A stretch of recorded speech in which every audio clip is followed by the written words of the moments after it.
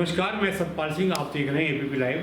राजस्थान के विधानसभा चुनाव बहुत नज़दीक हैं। सभी पार्टियां चुनाव में एकदम कूद चुकी हैं चुनावी मैदान में, और बसपा ने 5 प्रत्याशी घोषित कर दिए, बाकी प्रत्याशी भी घोषित करने हैं। सबसे पहले बहुजन समाज पार्टी ने राजस्थान में 5 प्रत्याशी घोषित किए हैं। राजस्थान में सभी पार्टियां चुनाव के लिए तैयारी में जुट गई है, और हमारे साथ हैं बहुजन समाज पार्टी के राजस्थान प्रभारी और पूर्व राज्यसभा सांसद श्री अशोक सिद्धार्थ जी। इनसे जानेंगे कि किस तरह ये अब चुनाव की तैयारी में जुटे हैं और क्या क्या इनकी तैयारी है। इनकी संकल्प यात्रा भी निकल रही है। संकल्प यात्रा कहाँ कहाँ होकर जाएगी और पूरी बताएंगे। जी सिद्धार्थ जी बताएं।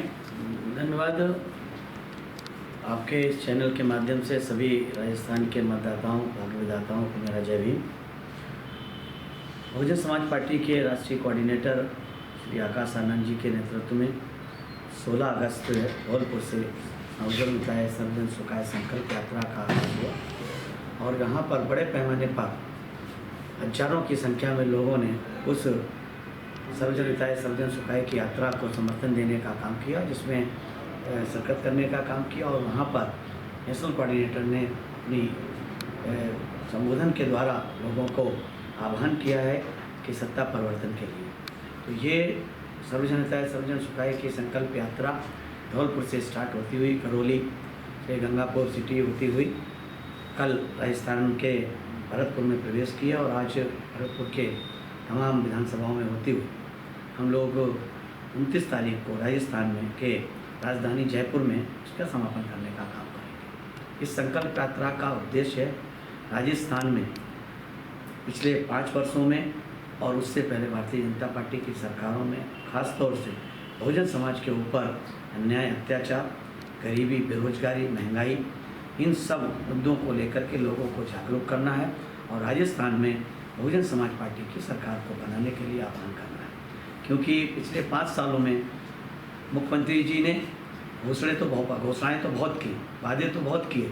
आते ही उन्होंने वादे किए और जाते समय भी वादे कर रहे हैं, लेकिन जो आते समय वादे किए थे उनको उन्होंने इम्प्लीमेंट करने का काम नहीं किया। ये भी एक तरीके से भारतीय जनता पार्टी के दूसरा मंत्री, जैसे भारतीय जनता पार्टी के प्रधानमंत्री जी ने 2014 में बड़े बड़े वादे करके देश की सत्ता हासिल करने का काम किया, और लोगों ने बड़े पैमाने पर समर्थन देने का काम किया। ठीक, इन्होंने भी बड़े बड़े वादे किए, लेकिन राजस्थान की जनता को उन वादों से का हल निकालने का काम नहीं किया, और राजस्थान में लॉ एंड ऑर्डर एक तरह से पूरी तरह से फेल है। लोगों को जिंदा जला दिया जाता है, यहाँ से उठा के अपहरण करके छोटी छोटी बच्चियों के साथ बलात्कार होता है, उनके गला घोट की हत्या कर दी जाती है।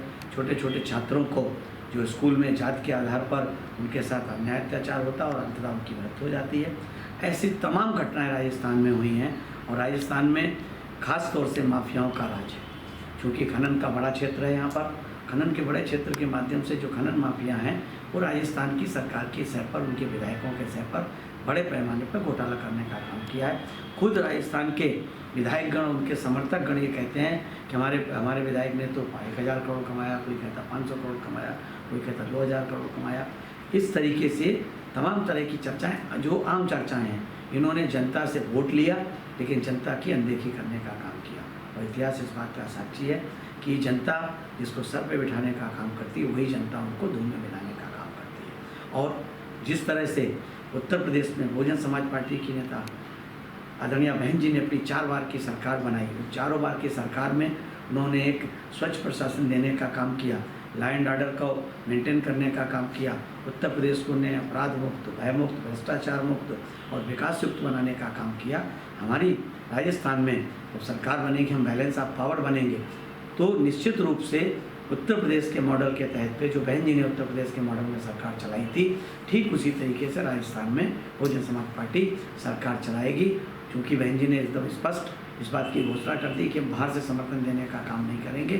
जो बहुजन समाज के हित में जो पार्टी काम करेगी, उस पार्टी के साथ मिलकर के सरकार बनाएंगे, और उसको उस सरकार पे दबाव बनाकर बहुजन समाज के हित में काम कराएंगे, नीतियाँ बनाएंगे, जिस तरह से उत्तर प्रदेश में बनाने का काम किया। बहुजन समाज पार्टी भारतीय जनता पार्टी से कांग्रेस का खेल बिगाड़ती है और कई सीटों पर जीतकर भी आती है। जैसे 2008 में भी आई, जीतकर 6 सीटें आई थी, 2018 में भी 6 सीटें आई थी। लेकिन बहुजन समाज पार्टी के जो विधायक होते हैं वो फिर बहुजन समाज पार्टी को छोड़कर अन्य दलों में चले जाते हैं। इस पर कैसे रोक लगाएंगे आप? देखिए, ये तो आप भी जानते हैं कि भारतीय जनता पार्टी भी और कांग्रेस, जिसने बड़े लंबे समय तक शासन किया है, ये तोड़ फोड़ की राजनीति में विश्वास करते हैं। आपको पता है कि भारतीय जनता पार्टी ने कांग्रेस के तमाम विधायक तोड़ करके अपनी अपनी सरकार बना ली, गोवा में बनाई, मणिपुर में बनाई, कई प्रदेशों में बनाने का काम किया। मध्य प्रदेश में उन्होंने तोड़ के अपनी सरकार बना ली। उनके जो बहुत पुराने विश्वस्त, खासतौर से उनके बचपन के सका राहुल जी के कहलाते थे सिंधिया, उनको तोड़ के उन्होंने सरकार बना ली। तो ये तोड़ फोड़ करने का खेल इनका जारी रहता है और रहेगा। इसको रोकने का काम आदरणीय बहन जी ने, उसका हम लोगों को सलूशन देने का काम किया, हम लोगों को दिशा निर्देश देने का काम किया है। हमारे लोगों का प्रयास होगा कि इस बार हम बहुजन समाज पार्टी के जो मजबूत कैडर के लोग हैं, जो बहुजन समाज पार्टी की विचारधारा में विश्वास करने वाले लोग हैं, उन लोगों को हम ज़्यादा से ज़्यादा प्रत्याशी बनाएंगे।